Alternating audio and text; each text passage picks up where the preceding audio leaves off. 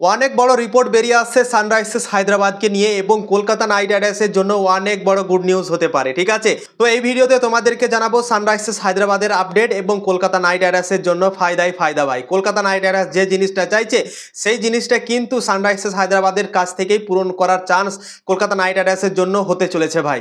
তো ভিডিওকে লাস্ট অবধি দেখো, আর চ্যানেলে নতুন হয়ে থাকলে চ্যানেলটিকে ফলো আর সাবস্ক্রাইব করে দেবে এবং লাইক শেয়ারও করে দেবে। তো চলো ভিডিওটাকে শুরু করি। সানরাইজার্স হায়দ্রাবাদ নাকি হেনরি ক্লাসেনকে রিলিজ করে দিতে পারে এইরকম রিপোর্ট বেরিয়ে এসেছে টাইমস অফ ইন্ডিয়ার একটা রিপোর্টে। বলা হয়েছে কি সানরাইজার্স হায়দ্রাবাদ নাকি রিলিজ করতে চলেছে হেনরি ক্লাসেনকে। হেনরি ক্লাসেনকে 23 কোটি টাকায় রিটেন করেছিল সানরাইজার্স হায়দ্রাবাদ আইপিএল 2025 সালে এবং খুব একটা ভালো পারফরমেন্স সে করতে পারেনি আইপিএল 2025 সালে। 13টা ম্যাচ খেলেছে, 487টা রান করেছিল। যেরকম সে প্লেয়ার সেভাবে পারফরমেন্স সে দিতে পারে। 23 কোটি টাকাতে তাকে রিটেন করেছিল। তো তোমরা ভাবতে পারছো 23 কোটি টাকা এখানে আছে, এত বড় একটা অ্যামাউন্ট দিয়ে মাত্র 487 রানই করতে পেরেছিল। তো তাই জন্যই হয়তো এত টাকা দিয়ে তাকে রিটেন নাও করতে পারে সানরাইজার্স হায়দ্রাবাদ এবং তাকে ছেড়ে দিতে পারে, এরকম রিপোর্ট বেরিয়ে আসছে টাইমস অফ ইন্ডিয়ার রিপোর্টে। একটা বলা হয়েছে কি সানরাইজার্স হায়দ্রাবাদ তাকে রিলিজ করতে যাচ্ছে। তো সানরাইজার্স হায়দ্রাবাদ যদি তাকে রিলিজ করে তো কলকাতা নাইট রাইডার্সের জন্য কিন্তু অনেক বড় একটা খুশির খবর হতে পারে।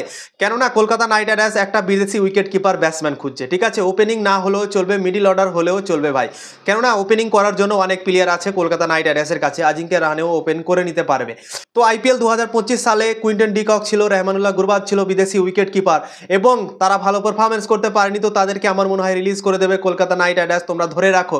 এবং হেনরি ক্লাসেনের মতো যদি ব্যাটসম্যান একটা পেয়ে যায় এবং উইকেট কিপার পেয়ে যায় যে মিডিল অর্ডারে দুর্দান্ত ক্রিকেট খেলে, বিধ্বংসী মেজাজে ব্যাটিং করে, তারপর তোর ক্রিকেট খেলে হেনরি ক্লাসেন, সবাই জানি আমরা কেমন ক্রিকেট খেলে সে, এবং সে যদি কলকাতা নাইট রাইডার্স দলে আসে এবং তাকে যদি অকশন থেকে উঠাতে পারে কলকাতা নাইট রাইডার্স, তাহলে কিন্তু ভাই অসাধারণ হতে চলেছে, দারুণ একটা বাই হতে চলেছে কলকাতা নাইট রাইডার্সের জন্য।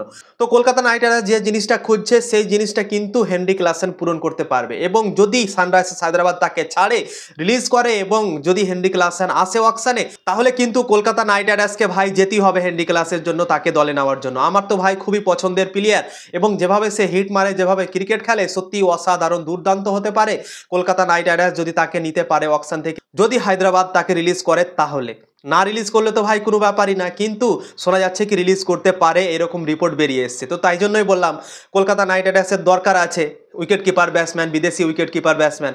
তো তাই জন্যই কলকাতা নাইট রাইডার্সের জন্য এটা গুড নিউজ হতে পারে অকশনে যদি সে আসে। তাহলে হেনরি ক্লাসেনকে যদি নিতে পারে অকশন থেকে, তাহলে হয়তো 3 বা 4 নম্বরে কলকাতা খেলাতে পারে তাকে। আজিঙ্কে রাহানে আইপিএল 2025 সালে 3 নম্বরে ভালো খেলছে, সে চলে যেতে পারে ওপেনিংয়ে এবং আজিঙ্কে রাহানে ওপেনিংই ভালো খেলে ভাই। 3 নম্বরে খেলেছিল আইপিএল 2025 সালে, সেখানেও ভালো খেলেছিল।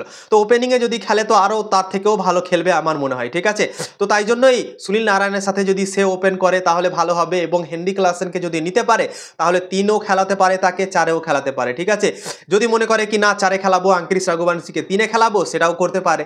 তো সেখানে দুর্দান্ত একটা কম্বিনেশন তৈরি হচ্ছে কলকাতা নাইট রাইডার্সের জন্য টপ 4-এ।